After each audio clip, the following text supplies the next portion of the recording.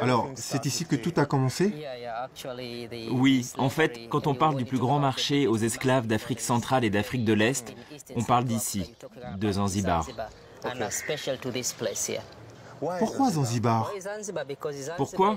Parce que c'est une île. Et vous savez, la plupart des esclaves venus d'Afrique centrale et d'Afrique de l'Est étaient envoyés en bateau vers les pays arabes et l'Inde, l'île Maurice, Madagascar ou Oman. C'était très facile d'aller dans ces pays-là depuis Zanzibar. Autre raison, il était très difficile pour les esclaves de s'évader d'une île. C'est aussi pour ça que Zanzibar a été choisi. En 1873, à la fermeture du marché aux esclaves, les Anglais ont construit cette cathédrale anglicane de style arabe et gothique. À l'intérieur, des symboles évoquent le passé esclavagiste du lieu, comme par exemple devant l'autel.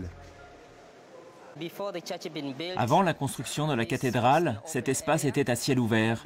L'autel se trouve exactement à l'endroit où l'on fouettait les esclaves. Vous voyez ce cercle-là? Il y avait un arbre où les esclaves étaient attachés et fouettés l'un après l'autre pour les tester. C'était une manière de sélectionner les plus forts d'entre eux. C'est pourquoi beaucoup sont morts ici. Le rouge au sol symbolise le sang versé par les esclaves. On fouettait même les femmes ici. Et si les esclaves étaient assez forts, on les ramenait en cellule pour la prochaine enchère. Il y en avait 2 par semaine.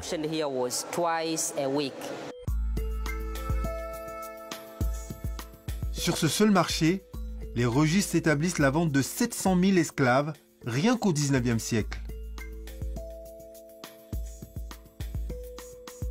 À l'extérieur, un mémorial de l'esclavage rappelle les souffrances endurées ici. Une simple fosse avec des esclaves enchaînés. À cette époque, les esclaves de même nationalité ou de même tribu étaient séparés. Je vous explique. Peut-être que le premier, là, par exemple, venait du Kenya, le second d'Ouganda ou du Tanganyika. Ils étaient reliés par la même chaîne, mais ne pouvaient pas échanger parce qu'ils ne parlaient pas la même langue. On les isolait de cette façon-là pour les empêcher de fomenter une rébellion.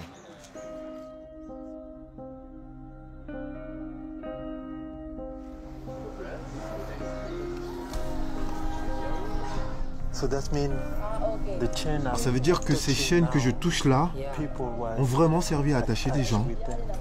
Oui, oui. Certains étaient enchaînés au cou et d'autres aux pieds.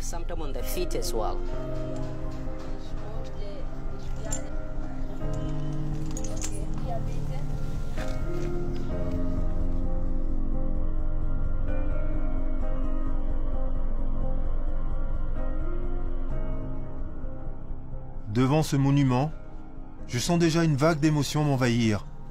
Et encore, je n'ai pas tout vu. Je vais visiter l'une des rares cellules conservées de cette époque. Ici, au sous-sol, des centaines d'esclaves étaient parqués dans des cachots où l'on pouvait à peine tenir debout.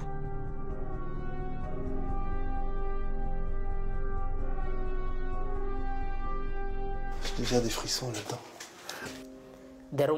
Une pièce comme celle-ci pouvait accueillir 75 esclaves. 75? 75, oui, juste ici. Juste ici. Oui. Et on gardait les esclaves ici 2 ou 3 jours avant de les emmener au marché pour être vendus aux enchères. Si vous survivez ici 2 ou 3 jours avec très peu d'eau et de nourriture, c'est que vous êtes fort. Donc vous pouvez être vendu à un bon prix sur le marché. À marée haute, les esclaves utilisaient cet endroit comme des toilettes. Il y avait environ 75 personnes ici.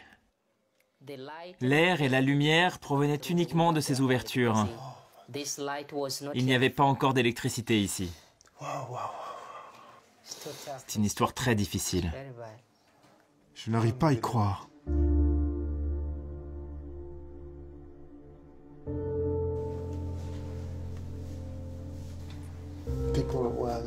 Des gens étaient là.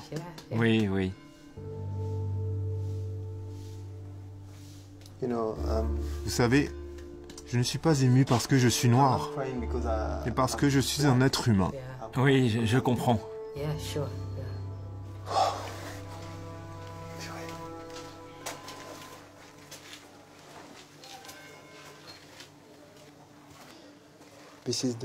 Et là, c'est la pièce des hommes? Oui, celle-là était dédiée aux hommes. Donc ici, on entassait 50 personnes. 50 esclaves étaient gardés ici. Vous pouvez imaginer ça? Non. Il y avait une quinzaine de pièces identiques à celle-ci. Parfois, ces cellules s'effondraient, puis elles étaient reconstruites au même endroit. Et bien sûr, on n'a pas beaucoup de traces écrites sur cette période, mais beaucoup d'esclaves sont morts ici. On ne s'embarrassait pas des morts. Ils étaient transportés ailleurs, jetés dans l'océan ou dans la forêt. On n'en est pas sûr parce qu'on n'a pas de registre pour l'attester, mais on pense qu'environ 16 000 personnes mouraient ici chaque année. Peut-être plus, peut-être moins, autour de 16 000 morts par an.